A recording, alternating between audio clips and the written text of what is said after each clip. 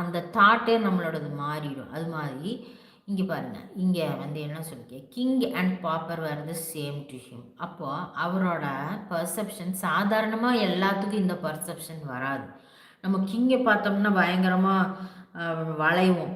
அதாவது என்ன சொல்கிறது,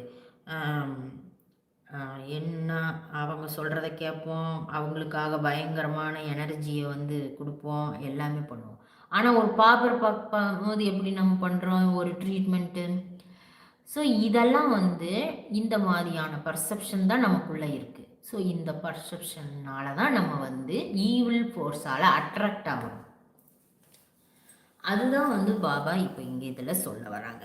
அதாவது நம்ம ஏன் ஈவில் ஃபோர்ஸால் வேர்ல்ட்லி திங்ஸ் மூலிமா நம்ம அட்ராக்ஷன் ஆகிறோம் அப்படின்னா, நம்ம டிசையர்ஸு, நம்மளோட பர்செப்ஷன் வந்து ஒரே லெவலில் இல்லை.